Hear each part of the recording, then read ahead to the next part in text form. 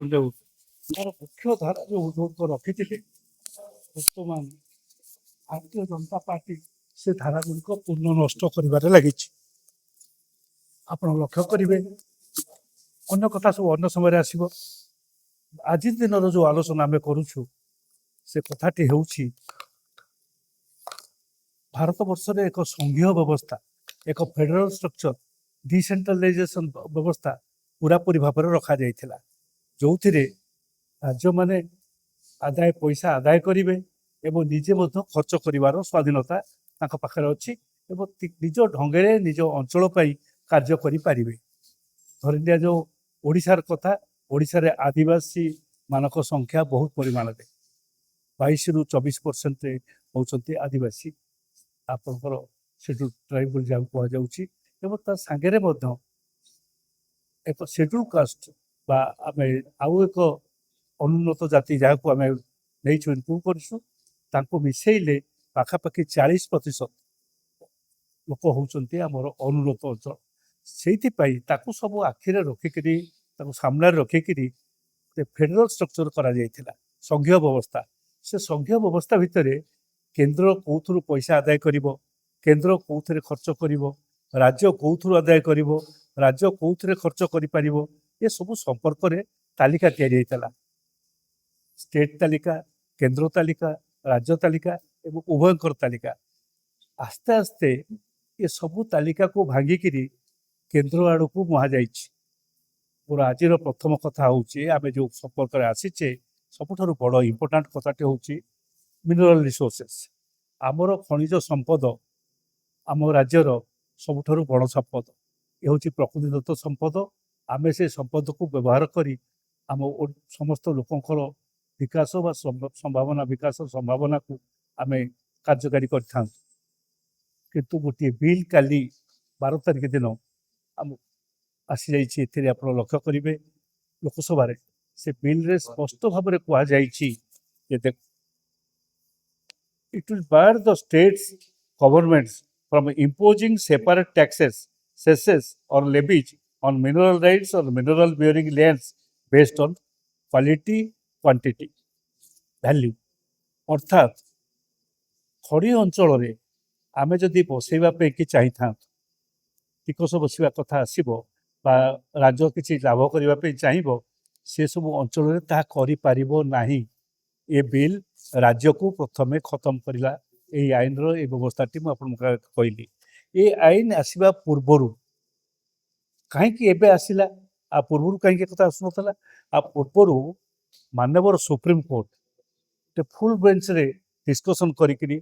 9 ଜଣିଆ ବେଞ୍ଚରେ ନିଷ୍ପତ୍ତି କରିଥିଲେ। ସେ 9 ଜଣିଆ ବେଞ୍ଚରେ କ'ଣ ନିଷ୍ପତ୍ତି କରିଥିଲେ ତା ବି ଆପଣ ଦେଖନ୍ତୁ ଯେ 2005 ମସିହାରୁ state have the authority to tax mineral bearing lands under entry 49। संविधान जो धारा दि जाइए व्यवस्था करा जाइए, से अनुसार राज्य टैक्स बा ये शेष बसई पार एक सुप्रीमकोर्ट कहले। सुप्रीमकोर्ट एक कहले, आप समस्त जानी था एक कहले ये टिकस व्यवस्था 2005 मसीहा ठारू लागू हो पार। 2005 मसीह एरियर आदाय हे, कारण ये ऑर्डर जो आसला 2014-24 जुलाई मसरे, एणु आर एरियर आदाय कर से एरियर को आदाय कला बेले से पेनाल्टी निया से एरियर को आदाय करा से आप लक्ष्य करेंगे से क्लीयरली से स्टेट आपणकर जो ऑर्डर करा जाइथिला सुप्रीमकोर्टर से पेनाल्टी रहिबो नै बा इंटरेस्ट रहिबो नै, केवल जहाँ ड्यूज करथिबो सरकार दाबी करथिबे से अनुसार ताको आदाय करिवे। काहेकि कथा हला एकथा एइथि पई कहला आपण जानि थांतु 2004 काहेकि मेंशन करा गला। एथिरे ओडिशा जेतबेले ओडिशार सरकार गोटे जाइथिले सुप्रीमकोर्ट को, कारण हाईकोर्ट रे जेतबेले केसटी कटिगला से सुप्रीमकोर्ट को जाइथिले। सुप्रीमकोर्ट को जाइथिले जे आमे एई कथा डेवलपमेंट माने ओडिशार लोकंकर सोशल ये इम्पैक्ट अच्छी सामाजिक आवश्यकता अच्छी से लोकंकर डेवलपमेंट पई आमे ए टिकस बसैवा पे जाउछु। ताको हाईकोर्ट रद्द कर देथिले, जोथमे सुप्रीमकोर्ट को जाइथिले। सुप्रीमकोर्ट रे सेई कथा को लक्ष्य करी 2005 ठारू एक कथा लागू करा गला। जेहेतु ओडिशा रे गोटे सरकार राज्यर स्वार्थ कि जाइथिले एणु सेथिपई ताकू बंद करिकिरी लागू कले किंतु एरियर आदाय कला बेले इंटरेस्ट आदाय नब नाही बा पेनाल्टी नब नाही एक कथा स्पष्ट करथिले एक कथा मध्य कहिथिले जो एरियर आदाय हबो से एरियर 12टा इन्स्टॉलमेंट रे तमे नै परिबो 2026 मसिया परठारु 12टा इन्स्टॉलमेंट दियो इति क्लियर कथा सब थिला एई कथा को काट खाइबा पई दुखर कथा कहा स्वार्थ रे ये राज्यर मुख्यमंत्री अछंती मु जानि पारु नै ना आदिवासी को स्वार्थ रे ना निज जिला केउझर खଣି खादान अंचल स्वार्थ रे ना ओडिशार स्वार्थ रे मु ए विषय साधारण लोके ओडिशावासी जानिबा दरकार ये काहारी स्वार्थ रे नहंती कारण ए आईन टी जत आसिला 20 जन मेंबर ए राज्य रु जाइछंती 21 जन पार्लियामेंट सदस्य भितरु 20 जन जाइछंती पार्लियामेंट को आम राज्य ये 20 जन जाक ये आईन बा ए व्यवस्था को समर्थन कर व्यवस्था को समर्थन कले ए व्यवस्था भितर देकरी कथाटी होउची जे आम हाथरू आम राज्यरू समस्त क्षमता हस्तांतर हो गला जहाँ कहते अरविंद बाबू आगुरी जदि आम 2024 मसीह हिसाब करूँ कहीं हिसाब करूँ हिसाब रे ना झारखंड आम झारखंड जी हिसाब कर अधिक पैसा आमर हो पारे कारण आमर उत्तोलन हो अधिक झारखंड जो रेट रे पैसा नहीं आक्ट 2024 मसीह करथिला से आक्ट अनुसार आम जदि कार्य करथांतु ताले 2004-5 मसीह पाखापाखि वार्षिक आम 15,000 कोटी रु 17,000 कोटी टंका पाई था 1.5 लाख कोटी टंका पाखापाखि आम हरइलु भारत वर्ष पाखरे बंधा पड़िलु भारत वर्ष पाखरे आमर समस्त संपत्ति जहाँ प्रकृति आमको देती संपत्ति से संपत्ति को आम भारत वर्ष पाखरे पूरा पूरी टेकीदेलु हाथ को करी आम निजे पाइबार जो आय पाई था 1.5 लाख कोटी टंका ता पाइलु ना एक अपन समस्ते स्पष्ट जानतु आज दिन में कहुच्छी आम गरीब राज्य दरिद्र राज्य भिकारी भाया मागुचु आम जाके केन्द्र पाखे मागुचु केन्द्र अथच आम राज्यर संपत्ति को आम हरई बसिलु आम राज्यर संपत्ति ता हाथ को टेकीदेलु केन्द्र मानते बता मन इच्छा नब केन्द्र नब कौन केन्द्र जहाँ पाखे बंधा पड़ी आज खोलाखोली भाव में कही रखे केन्द्र आम संविधान को खत्म करी पूरा पूरी 2-3टी कंपनी पाखे बंधा पड़ा व्यवस्था भितर अच्छी केन्द्र में जो भारतीय जनता पार्टी सरकार अच्छा से अनिल अग्रवाल वेदांत अंबानी आदानी यही जो कंपनी मानक पाखरे ये कॉर्पोरेट हाउस मान पाखरे पूरा पूरी बंधा पड़ समस्त कही रखे मुझे कहला बेले मु उत्तर चाहूँगी जदि यह नुहे ताले ए आईन 2024 जो सुप्रीम कोर्ट दे सारे डिसीजन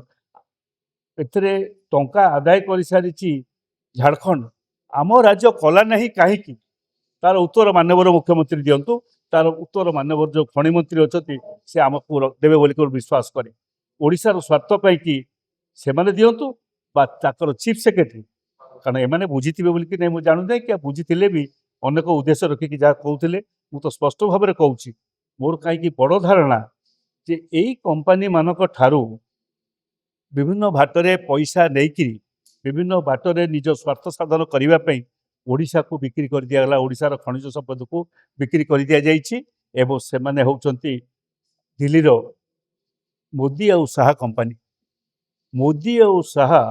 तांकर जो भारतीय जनता पार्टी जो नेता अच्छी से माने केवल निज दलीय पांठि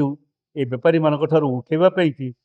ए कथा को डिले करिले आम राज्य रे करई देले नहीं डबल इंजिन सिस्टम आम राज्य रे तांको मना करिकरी करई देले नहीं एवं ता परवर्ती अवस्था रे वर्तमान बिल आनिकी पूरा पूरी राज्यर क्षमता खत्म कर दृष्टि आपण मानक डाकिलु ये आमे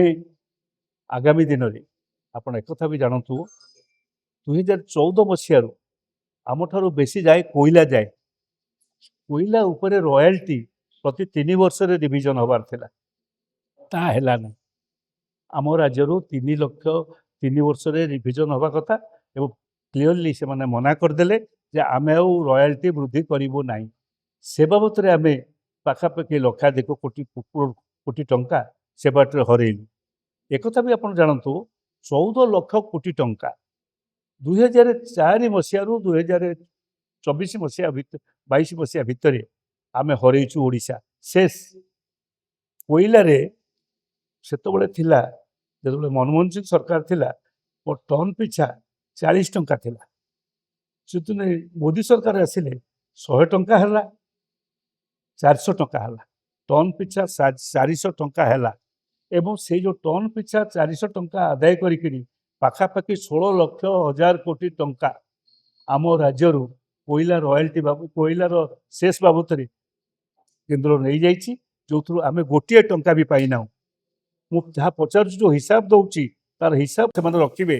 ता नरक रखिले ओडिशा को ठकुचंती ओडिया लोक को ठकुचंती ओडियार समस्त बुद्धिजीवी एवं समस्त जो माने ए संपर्क तर्जमा करचंती तांको भंडिबा पई चेष्टा करचंती बोली मु बाध्य होइकरी कहबाकू बाध्य होउची ए कथा स्पष्ट भाव में कहि रखे कोईला रे शेष रे पैसा नेले आमे पैसा टे पाइलो नै कोईला रे रॉयल्टी बुद्धि कले नै गला माने 12 वर्ष 14 वर्ष धरिकरी आमे गोटे टंका रॉयल्टी पाइलो नै आईन जो 3 वर्ष अछि ता परे एबे मिनरल क्षेत्र रे अन्य खनिज संपद क्षेत्र रे जेतबेले हमको सुप्रीम कोर्ट क्षमता देइछंती जेतबेले हमको संविधान क्षमता देइछि संविधान क्षमता एवं सुप्रीम कोर्टर क्षमता सुप्रीम कोर्टर तर्जमा आपको खत्म करने गोटे आईन प्रणयन करने जो आईन फल ओडिशा आज दिन जहाँ तो नुकसान 1,15,000 कोटी टका 17,000 कोटी टकर ऊर्ध क्षति सहिला आगामी दिन में अनेक परिमाण में हजार हजार कोटी टंका ओडिशा नुकसान सहिब कारण खनिज संपद आमर हो ना ये खनिज संपद हो केंद्र सरकार से सब दृष्टि आपण मानक डाकिछे ए वार्ता ए कथा समस्त ओडिया लोक समस्त ओडिया बुद्धिजीवी समस्त ओडिया सांबादिक ओडिया संवाददाता एवं ओडिशार जो माने अच्छे विचार करछंती समस्त पाखरे खबर पहुँचवा दरकार जे ओडिशार थिबा सरकार राज्य रे थिबा सरकार केंद्र सरकार पाखरे ओडिशा संपत्ति को किपरि बंधा पकई देइछि से संपर्क रे आज आम से तथ्य रखिलु एवं से बंधा फल आम केमिति भाव में हरइलु आम प्राप्य एवं आगामी दिन में बहु परिमाण में हरवाक जाऊँ एवं आमर सांविधानिक अधिकार हरवाक जाऊँ भारत वर्षर संविधान को क्षुण्ण करने जाऊँ ये सब कथा आपण मान आगे स्पष्ट भाव में कहगला मोर विश्वास या ऊपर जदि कौन प्रश्न भी थाए आपण मान सन्देह थाए ताहले भी पचारे आम उत्तर रखीचु आम पाखे अच्छी।